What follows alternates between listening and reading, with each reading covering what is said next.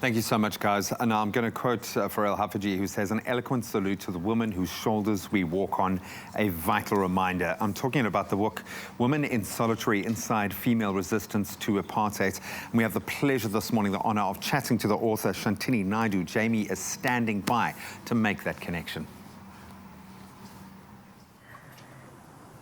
A very good morning to you, team. A very good morning to you, South Africa. My name is Jamie Lee Domug, reporting live for duty this morning, all the way in Johannesburg. And this morning, we're taking you on a journey. And this journey dates back to December 1969, when 22 people who had been detained in Pretoria after 8 months without trial were finally gathered in a trial on charges under the Suppression of Communism Act. Now, among them were 7 women, including the late Winnie Madikizela-Mandela. They all refused to testify, and the case was dismissed and thrown out.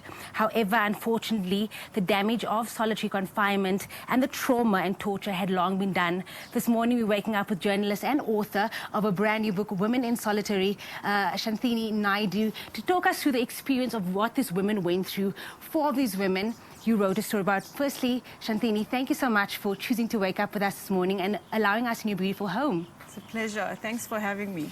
I mean, we go back to where the journey started, 1969, you know, the trial of 22. Why did you think it was so important for you, you know, to represent these women and share the story with the rest of South Africa and possibly the world?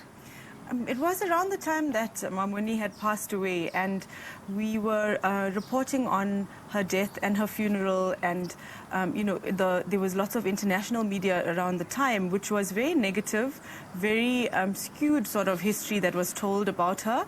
And at the same time, I found the trial, which was also not very well known. And when I researched it a bit more, it was really as significant as our Rivonia trial was, because this was the trial that saw the women who were left behind to continue with the struggle after the male leaders were in prison, who were you know, detained and tortured, as you said, for over a year. The interesting thing about it was that the 4 of the women were still alive. Mom Winnie had passed on, and 2 others. But they were still alive, and they had these amazing stories. And I think the intention of the book was to tell their stories as women who were very important to our contribution, who made a very contribution to our struggle, and you know, to get their stories done before they were gone and not able to share it with people who should know about them. I had the privilege of reading the introduction to this, and you know, just the way that you write about this, you had to go on an emotional journey to, you know, relay their story and bring this message across. Take us through some of the, you know, the highs and the lows of sharing this message and still trying to connect with the audiences and what you were hoping to achieve with this book. Yes, I was, firstly, as a journalist, I was thrilled that they're still alive, that they were still able to share their story with me, and then to find them.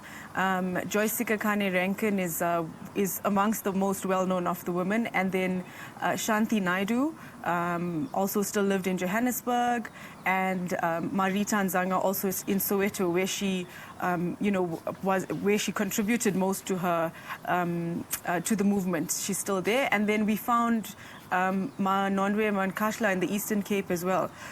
So it was amazing to go see them, speak to them, let them recall that time, which was really, really difficult. And, you know, they went through the worst circumstances that you can imagine in our apartheid prisons. But at the same time, they were such beautiful people to get to know. Their journeys are, and that is the point of the book, although it's a difficult story to read. They triumphed, they survived, they are so brave and so have so much resilience and grit. This is what the whole story is about, and why us as South African women can use them as an example, and you know, their strength and fortitude. Yeah. There's a name that you just mentioned, Shanthi Naidoo. Is there any relation to it? Because I'm sure you probably get this a lot, and maybe this is why you wanted to share the story. Yeah, it was very interesting, and this is also one of the reasons why it piqued my interest, because, you know, as journalists, we always you wanted to identify with that time in South Africa in a way. And when I saw Shanthi Naidoo's name, I thought, how do I not know this person? How you know, how do I not know more about her? And found we absolutely not related, but that she had done such brave things in her youth and even beyond. And It was really, it connected me to the story in a way that was very coincidental. So no relationship at all, but you know, I got to know her very well and now consider her family. Well, listen, we are rounding off Women's Month for the bang, and we're going to be continuing spreading this message of hope to all the women out there. We will be spending the rest of the morning with Shanthini Naidoo right here in Johannesburg, and in just a moment we'll be going through her fitness yoga and also a chickpea omelette. We're very excited, but for now, back to you guys in studio.